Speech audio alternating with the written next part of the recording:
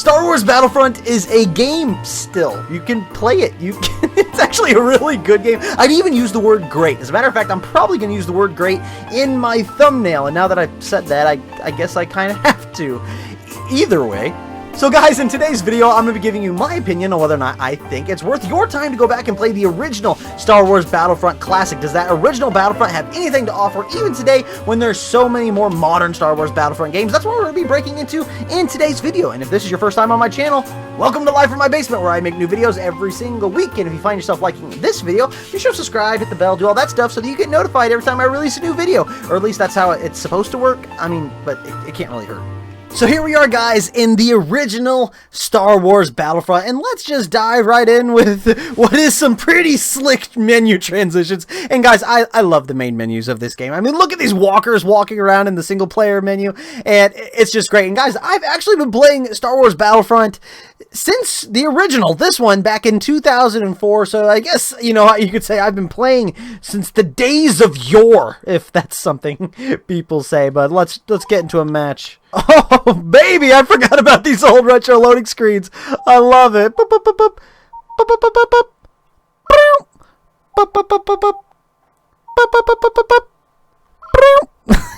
I promise I won't do that every time. I may. So here we are, guys, in Bespin Cloud City during the Clone Wars battles that very much did not take place here. But I really wanted to start this video right here, really going into why I believe these original Star Wars Battlefront games were so popular, because I feel like these original Star Wars Battlefront games were made for the kids like me and you who grew up playing with Star Wars action figures, and that the way we recreated those epic Star Wars battles with our action figures, you could finally do it in a virtual video game space with the original Star Wars Battlefront. You can see this dude's like sniping right here. It's just cool. Like I love how the bots actually fill roles within the battles, and it's great. And so yeah, I feel like, you know, the original Star Wars Battlefront was just a video game that was made for you as a gamer to relive those epic Star Wars battles that we were creating with our action figures, but in a video game space. And I feel like that's why these original games were so popular. Hold the line. I mean, I love it. I mean, look at that cool, I mean, doesn't look great, but it's a cool skybox. You know, there's Clone Wars era ships flying around the skybox. That's just rad. But I feel like the people who made this game made it because they understood that, you know, this was something that people wanted to see. You know, they didn't always want to be the Jedi. Sometimes they just wanted to be the troopers on the front line getting wrecked by various explosions. And I lived. Like, I ate shit, but yeah, that's actually another thing you don't see very much in future Battlefront games, that you could go cartwheeling through the air from an explosion and actually walk away from it.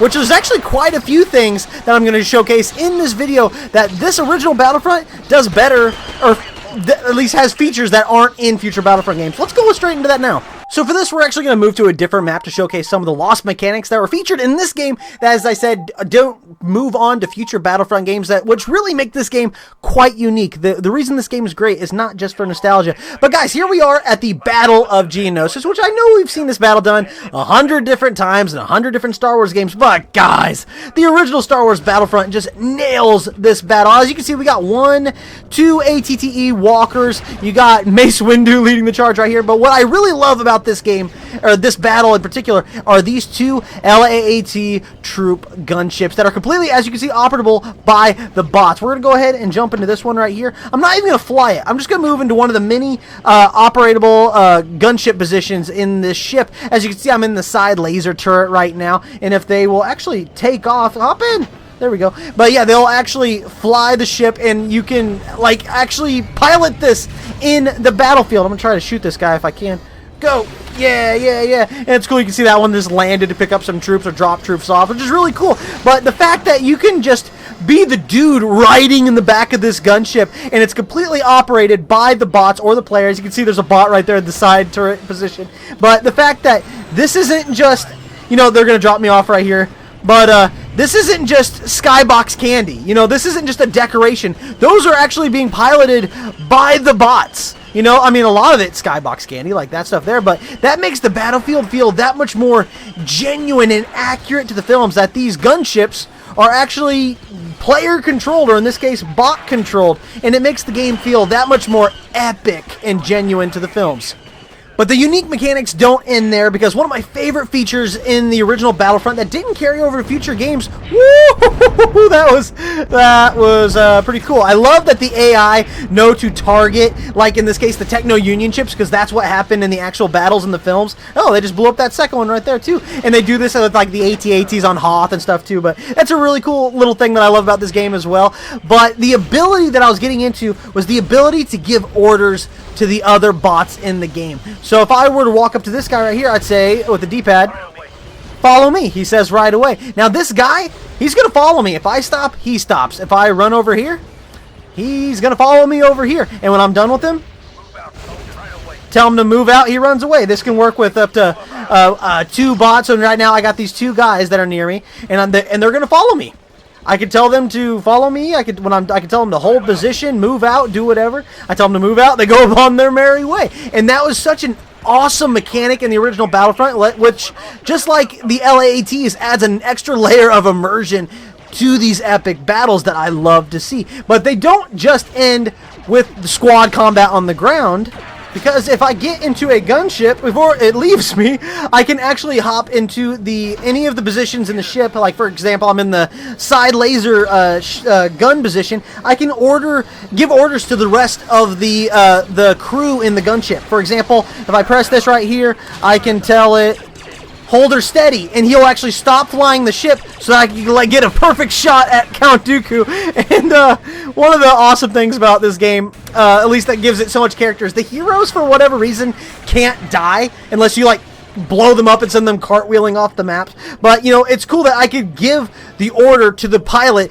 to hold the ship steady so that I could make a shot. And so then I tell right here, all clear, and then the ship will take off and start flying again. And that's awesome. That's awesome. It's an extra layer of immersion that is not in future Battlefront games that make this game really quite unique.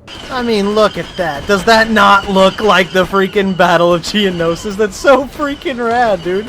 I love it. But even on top of all of that, there's another neat little feature that was only in this game and that they never carried over, and that's the ability, as you can see, me and my guy were going prone. They had it in this Battlefront game, and then it was never seen again in future titles. And, I mean, it's just another one of those small things that you can do in this game. Oh, there's Count Dooku! Get down! No! Oh, he sent me sliding. But it's just another one of those unique features that make this game, like I said, a bit more unique, as you can't do that in future Battlefront games. But you can here! You bet your ass you can get prone here.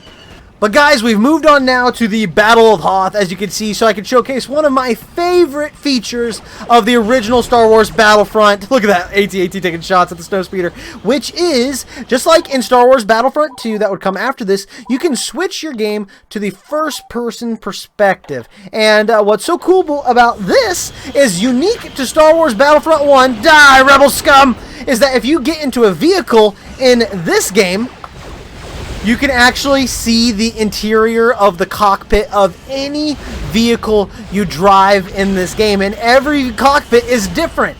And I'm trying to get that one. Oh, I got him.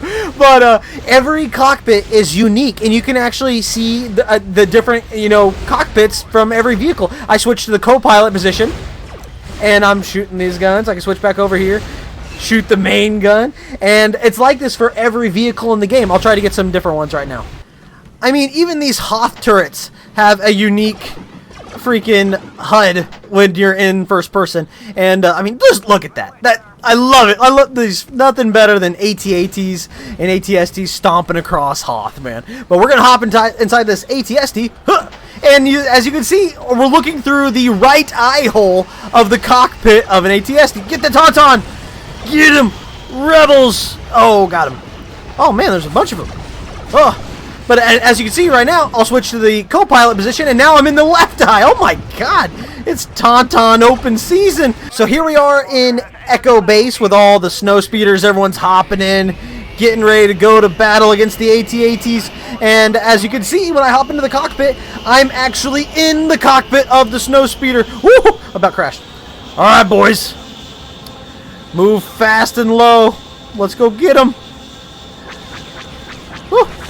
That armor's too strong for blasters. But guys, I love this perspective in particular because you see this so much in Empire Strikes Back in the movies. We know what this cockpit looks like, and the fact that in this original Battlefront game, they brought all of the cockpits from all of the movies in to the game, and I adore it. I adore it for that. I'm trying to line up that perfect fly through the legs of the AT-AT maneuver. Let's go! I made it! Oh, okay, I'm not gonna lie. I failed that 99 out of 100 times, but you've seen it. I did it. It happened here. Whew. All right, this base right here is under attack by Darth Vader. But you know, it's these cool features like this that make this game so damn unique. I'm actually gonna leave Vader, but it's not just cool mechanics. There's actually cool things about the maps of Star Wars Battlefront 2 that are not in Star Wars Battlefront. Or that there's unique things about Star Wars Battlefront Classic that aren't even in the sequel, even if there's similar maps. For example, on Hoth, this bunker that I'm in right now has this ice tunnel that goes all the way through to the other side. You can go through this tunnel and it'll take you all the way to the shield generator, which in Star Wars Battlefront 2, this game's sequel, this tunnel is collapsed, and it's just, there's cool little things like this. You know, eventually you gotta go over there, but this is taking a while, so I'm gonna have to fast forward this.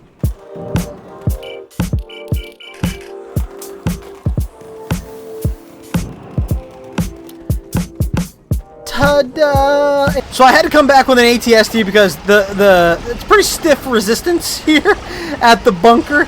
But right here, I'm gonna go ahead and hop out of my walker and show you what it is that's so cool about this version, Star Wars Battlefront 1's version of the Battle of Hoth, that makes it so cool to me. And that's actually, you'll see it immediately as we head into this bunker.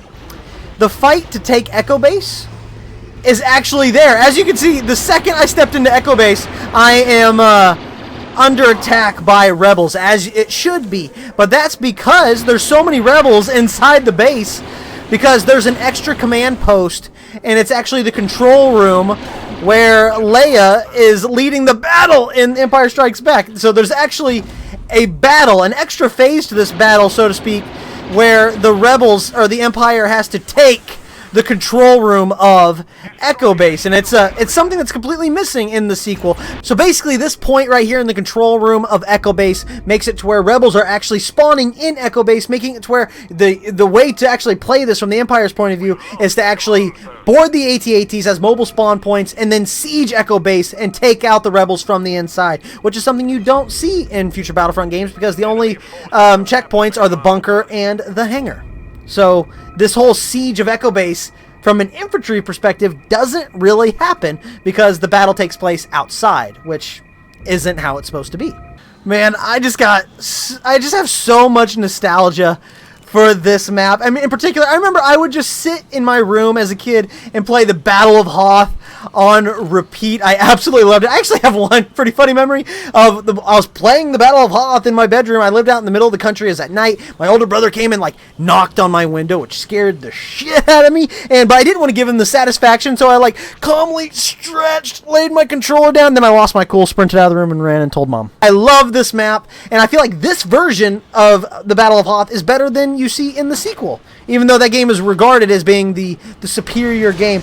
But there's actually more cool features in other maps that I want to show other than this, so let's go straight into some of those other cool nifty features right now. So here we are now at the Battle for Luke's house, where right over here is actually a Sarlacc pit, and if you get too close, he will snag your ass and eat you. That's awesome. I love it. Or here in Jabba's palace, where if you jump down here, there's a Rancor where he will, if you get too close, he will eventually, Gamorrean! He will eat you if you kill me. But once again, that's awesome. That's awesome. That's great. Where is this stuff in other games? And not to mention that starfighters on certain maps take place in the ground combat as well, where you can just engage like you could in Star Wars Battlefront 2015 and just completely have your own skirmishes up here in the sky. Woo! Oh, or do that, you know, it's up to you. So at the end of the day, guys, is it worth your time to go back and play the original Star Wars Battlefront even today? I'd say yeah, for sure, especially if you've never played this game before and you're a fan of the newer Battlefront games. It can't hurt to go back and see where all of this began, because I feel like the people who made this game made it for money. But no, I feel like they made it because they wanted to make a game that they wanted to play. They wanted to exist in these epic Star Wars battles on the front lines as the troopers, as, you know, anybody. And I think that this game absolutely nailed that, and that's why it's such a popular Star Wars franchise even still today. That original game nailed it, and in some ways did better than the sequels, which it's crazy that so many people don't know about some of the things that the original game did, because it gets so overshadowed by its sequel, Star Wars Battlefront 2, which is also an amazing game. I love that game as well. But guys, that's all I have for this video. If you found yourself liking this video, like I said before, be sure to subscribe so you get notified for every new video I make, because that's what you're supposed to do if you like videos, I guess, on this platform. But guys, like I said, that's all I have for this video, and I'll catch you guys on the next one. See ya.